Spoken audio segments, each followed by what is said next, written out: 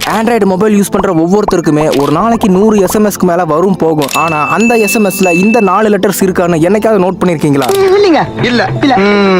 அப்படி ஒருவேளை நீங்க நோட் பண்ணிருந்தீங்கன்னா இது ஒன்றும் சும்மா இல்ல, இதுக்கு பின்னாடி ஒரு பெரிய ஸ்டோரி இருக்கு. அப்படி என்ன ஸ்டோரி அப்படிங்கறத இந்த வீடியோல டீடைல்டா பார்க்கலாம். சோ வாங்க வீடியோக்குள்ள போகலாம். பொதுவா நமக்கு வர மெசேஜஸ்ல PSTG இந்த 4 காமன் லெட்டர்ஸ்ல இருந்துதான் அதிகமான எஸ்எம்எஸ் நமக்கு வரும். ஒவ்வொரு லெட்டர்ஸ்க்கு பின்னாடியும் ஒரு இண்டிவிஜுவல் மீனிங் இருக்கு. ஒரு லெட்டர்ஸும் ஒரு குறிப்பிட்ட செக்டாரை நமக்கு மீன் பண்ணுது.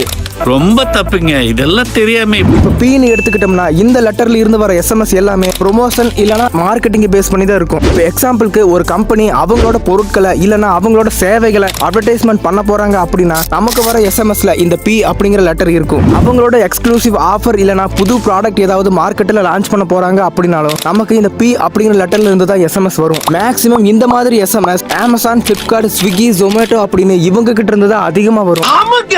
அடுத்ததா எஸ் லெட்டர்ல வர எஸ்எம்எஸ் நீங்க ஆல்ரெடி யூஸ் பண்ணிக்கிட்டு இருக்க சர்வீசஸ் பத்தின இன்ஃபர்மேஷன்ஸை உங்களுக்கு ஞாபகப்படுத்துறதுக்காக இல்லனா தெரியப்படுத்துறதுக்காக இந்த எஸ் லெட்டர்ல இருந்து எஸ்எம்எஸ் வரும். இப்போ எக்ஸாம்பிளுக்கு உங்களோட மொபைல் ரீசார்ஜ் முடிய போகுது இல்லனா நீங்க இபி பில் கட்டணும் அப்படினாலும் உங்களுக்கு இந்த எஸ் லெட்டர்ல இருந்து தான் எஸ்எம்எஸ் வந்திருக்கும். டி லெட்டர்ல வர எஸ்எம்எஸ் நம்மளோட டிரான்சாக்ஷன்ஸை காமிச்சு கொடுக்குது. நம்மளோட பேங்க் அக்கவுண்ட்ல பணம் கிரெடிட் ஆகுறது, டெபிட் ஆகுறது இல்லனா ஒரு ஆன்லைன் ஷாப்பிங் பண்ணும்போது அதுக்காக வர ஓடிபி யாருக்காவது மணி டிரான்ஸ்ஃபர் பண்ணும்போது அப்படின்னு நம்ம டிரான்சாக்ஷனுக்காக நமக்கு வர எல்லா எஸ்எம்எஸ்லயும் நீங்க இந்த டி லெட்டரை பார்க்கலாம். லாஸ்டா பார்க்க போறது ஜி லெட்டர்ல வர எஸ்எம்எஸ். சென்ட்ரல் இல்லனா ஸ்டேட் கவர்மெண்ட் கிட்ட இருந்து வர எல்லா எஸ்எம்எஸ்மே நமக்கு இந்த ஜி லெட்டர்ல தான் வரும். இப்போ எக்ஸாம்பிளுக்கு ஒரு பெரிய புயல் வரப்போகுது இல்ல கனமழை வரப்போகுது அப்படின்னாலோ இல்ல கவர்மெண்டோட நலத்திட்டங்கள் ஏதாவது இருந்தாலோ இல்ல குழந்தைங்களுக்கு போற தடுப்பூசி முகாம்கள் இந்த மாதிரி எந்த ஒரு நியூஸா இருந்தாலும் நமக்கு இந்த ஜி லெட்டர்ல தான் நமக்கு எஸ்எம்எஸ் வரும். இதை வச்சு நமக்கு வந்திருக்க இன்ஃபர்மேஷன் உண்மையா பொய்யா அப்படிங்கறத ஈஸியா நம்மளால ஃபைண்ட் பண்ண முடியும். நிறைய ஃபேக் மெசேஜஸ் நம்பி நிறைய பேர் அநியாயமா ஏமாந்துறாங்க. சோ நமக்கு வந்திருக்க எஸ்எம்எஸ் உண்மையா பொய்யா அது யார்கிட்ட இருந்து வந்திருக்கு அப்படிங்கறத